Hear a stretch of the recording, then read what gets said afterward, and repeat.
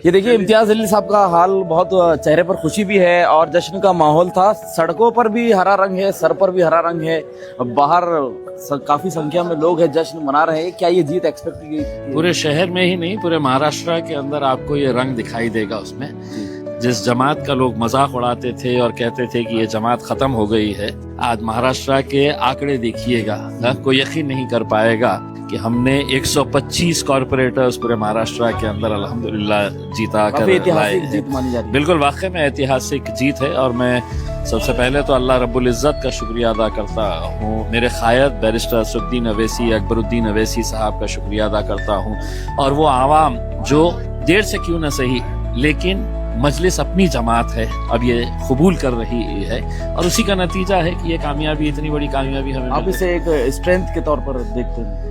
Natural है कि मतलब देखिए हमको गिराने के लिए कैसी कैसी ताकतें जुट गई थी। कुछ पराए थे, कुछ अपने भी थे, लेकिन आवाम ने सबको नकारते हुए एक बहुत ही बड़ी कामयाबी मजलिस को दी है। हम उनका तहे दिल से शुक्रिया। आपके लिए कितना मायने रखती है?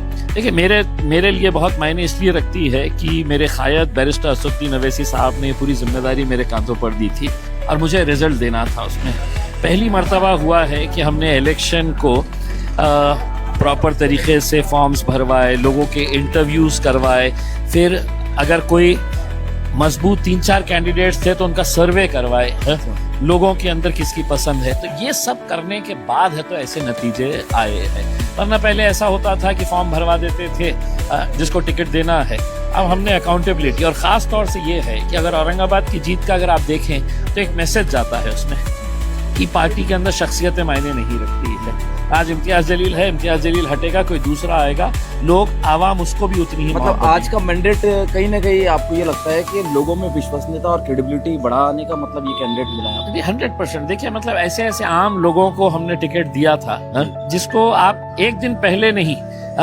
फॉर्म भरने के 3 घंटे पहले है तो हमने लोगों को बुला के कहा कि आप ये लड़िएगा वहां पे। कुछ ने कबूल किया, कुछ ने कहा कि नहीं हम वहां पे जीत ही नहीं सकते हैं, और ऐसे ऐसे कैंडिडेट जिसको 3 घंटे पहले दिया वो आज जीत गए।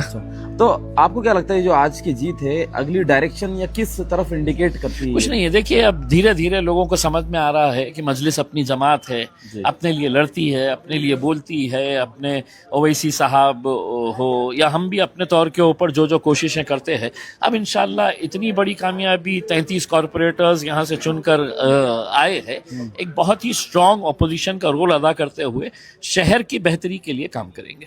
तो ये थे इम्तियाज जलील साहब जो एमआईएम नेता है। इनके चेहरे पर हरा रंग, ये कहना यही है कि ये रंग जो है तो टेम्पररी नहीं बल्कि परमानेंट हो चुका है।